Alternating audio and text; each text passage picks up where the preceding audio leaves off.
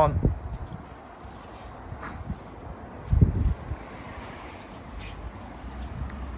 Good morning.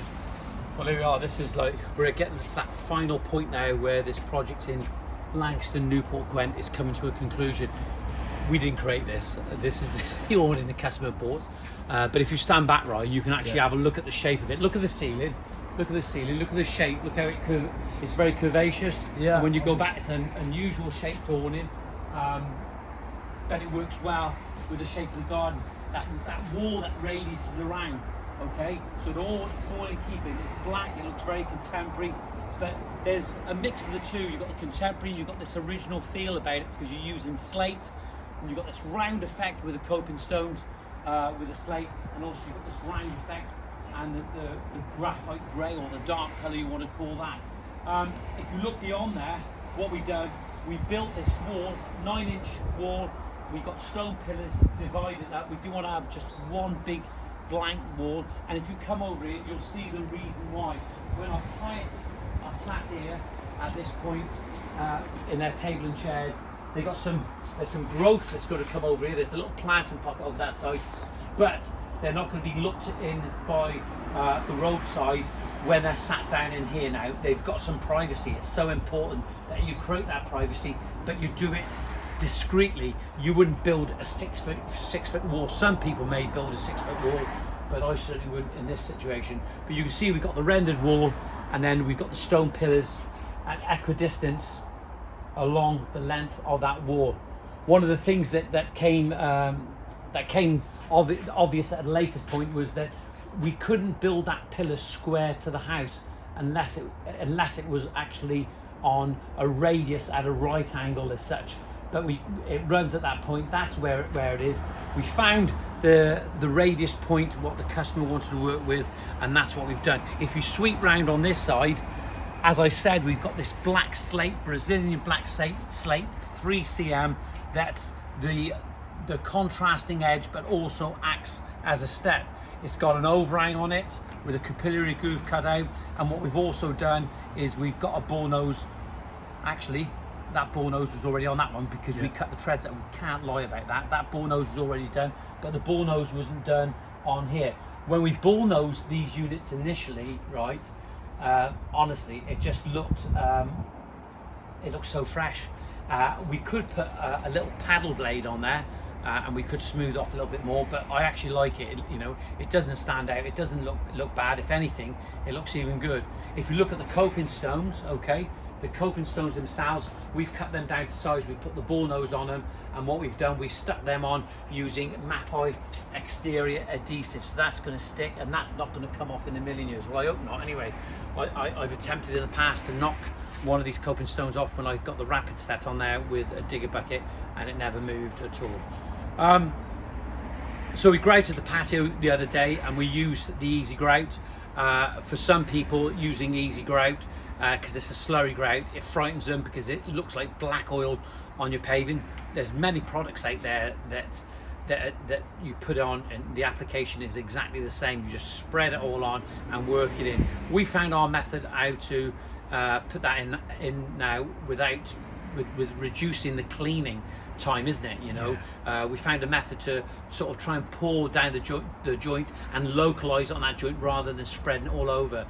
The thing is, when the grout is mixed, it's in that pot, it starts to go off, you see, it starts to set. So you just got to time it right between setting and getting hard and pouring it out your joint so it pours from the bucket easy. So we found a way of just pouring it down the joint, localizing it about, if you've got a steady hand, about 25 mil, maybe either side. So that reduces the cleaning, and your grout will go farther. But your grout will go farther if you bed your slabs in with a full bed underneath the slabs. I'm trying to run through this fast now because I'm conscientious that we've got Mr. Bardsley to get back to this morning, but he understands that we have to come back, and we wanted to clean this patio this morning. We've put a porcelain cleaner on it. We've given it we haven't had to give it a good scrub because when we went over with that pedalo system, it did clean it up, and we used clean water. And again, by reducing how you spread the grout, you're going to reduce your cleaning time, and hence that's why the patio's actually looking good. If you look down at it, you can see you've got this nice dark grouted joint, and you've got the light grey of this Grigio 3x2 900 by 600 porcelain unit. It's looking really good. We've got this, if you turn around, Ryan, we just show our clients here, we've got this in a split level, and we've got the paving on the lower level running at a different angle, and that will give it some contrast. Okay, and again, if you look at the balance, we've got that two thirds on here and a third down there for the split level, but still big enough to put a table and chairs if you wanted to do that. Have you got anything to say, and just remind me of while we're talking on here? I think we're covering most of it, really. Yeah, the one thing I was going to say is on the lower point here, if you come over this side, right, and you look on here, before I haven't taken the patio right to the edge, I've got this 50mm gap that runs all the way round. Okay, this 50mm gap, and the reason for that, when the water comes off here, you don't want all the water on this area coming down here, dropping down on your patio again, and having to work its way across. It can actually drop into that little void, okay, and then it can either exit both sides, or it can permeate down into the ground like it should do.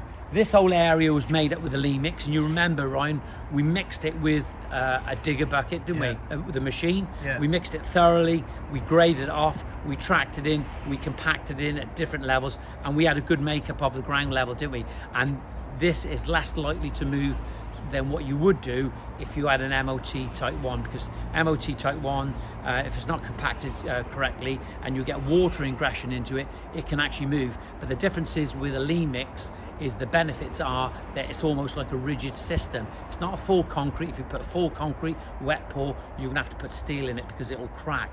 But with a Lee mix, it'll allow for a little bit of movement, but still allows the water to permeate. The porosity value is a lot more than what concrete would be, so it would allow the water to permeate through, but also keeping it together. If you've got wet MOT and water's holding, it can freeze, it can thaw. The freeze-thaw effect can have a detrimental effect on your paving. It's as simple as that. What we done then with the Lee mix, we actually mixed up an SBR, a waterproofer, poured it over the Lee mix, and what that actually done was to stop the Lee mix sucking any moisture out of your mortar bed, because your mortar bed, in this case, in some places we used a wet mix, but we did use a screed mix in places, and the reason for that, a screed mix, you're reducing the water, so there's no rapid evaporation of your mortar, because the Lee mix is pulling all the moisture down. That's when you get that delamination, and also the SBR would help to avoid that. A lot of things to cover on there, but love how the customer, as if you turn around and have a look now, that's only the first coat he's put on, but the colour of the wall is, I think it's a magnolia, isn't it? And then the colour of the gable, that was different before, but it's all in keeping. He is going to have to do something with that wall, and we've talked about it at some point. You don't want to be mixing too many colours in your garden. If you stand here and look through, I don't know if you can actually see, but you'll be able to see the stonework on the house picked up by the pillars, and then I'll just move out maybe. Yeah, show them that. That's absolutely fine. So if I just get over here, you can actually see the stonework of the house, and you've got the pillars here. On this side, we've got a rendered side, but because the clients are on the inside moving around, we do want to put a terraline finish, because we want it nice and smooth on the arms if anybody should lean against it. You can see the black of the fascia board, the stonework, the wall, all of it has some unity, which is such an important design principle. Look, that's about it now. We'll probably showcase this garden again in the near future once they've got the furniture in. I believe they're having a little party on the weekend, and they'll be able to use this garden. But you can see the benefits of using meandering, flowing, serpentine shapes in comparison to the house, and it just softens the architecture of the house. Look, if you need any advice, go to the website www.greentoplandscapes.co.uk.